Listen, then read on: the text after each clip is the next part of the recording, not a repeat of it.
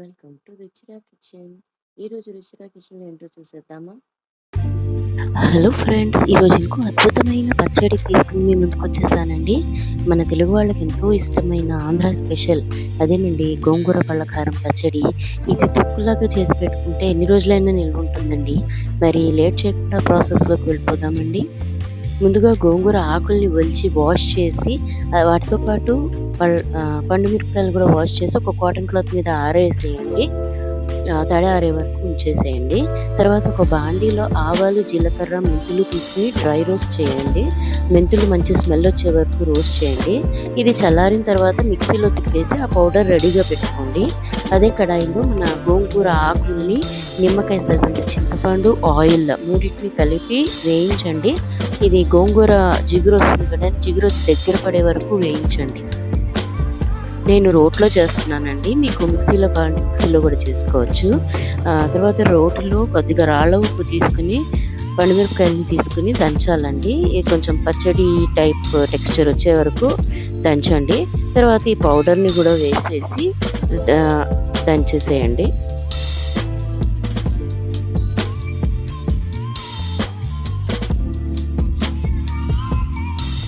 నాకు కచ్చాపచ్చాగా ఉంటే ఇష్టం అండి, అందుకే రోట్లో చేసుకుంటున్నాను.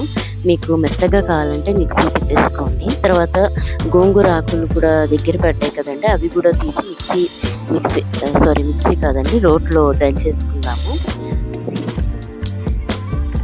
సో దీన్ని తొక్కు అంటారండి ఇప్పటిదాకా మనం చేసిన ప్రాసెస్ని. సో ఈ గోంగూర ఆకులు, పండుమిరపకాయలు, రాళ్ళ ఉప్పు ఈ మూడు కలిపేసి తొక్కు అంటారు. తొక్కు చేసుకుని ఇలా గ్లాస్ జార్లో పెట్టుకుంటే ఎన్ని రోజులైనా పాడవకుండా ఉంటుందండి. మీరు ఎప్పుడు కావాలంటే అప్పుడు కొంచెం పోపు వేసుకుని పచ్చడి చేసుకుని తినేసేయచ్చండి.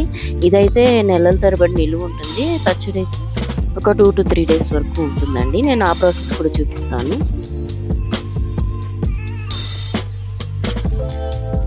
సో ఇప్పుడు పచ్చడికి మనకి వెల్లుల్లిపాయలు కావాలండి. వెల్లుల్లిపాయలు ఇది కూడా మిక్సీలో చేసుకోవచ్చు, నేను రోట్లో చేసుకుంటున్నాను. సో వెల్లుల్లిపాయలు, ఇది తొక్కు ఏదైతే స్టోర్ చేసామో అదొక 2 to 3 స్పూన్స్ తీసి దంచాలండి. మళ్ళీ దంచేసి దీంట్లోకి పోపు వేసేయడమేనండి.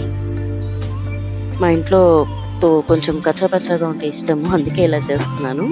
సో పోపులోకి కొద్దిగా ఆయిల్ వేసి ఆవాలు, మినప్పప్పు, మెంతులు, ఈ మెంతులు వేగిన తర్వాత వచ్చే టేస్టే వేరే లెవెల్ అండి. అందుకని నేను అన్ని పచ్చళ్ళలో దాదాపు మెంతులు యూజ్ చేస్తాను.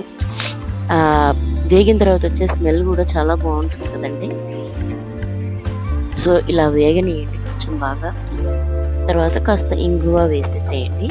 సో ఈ పోపు పచ్చడిలో వేసి దంచేసేయాలి.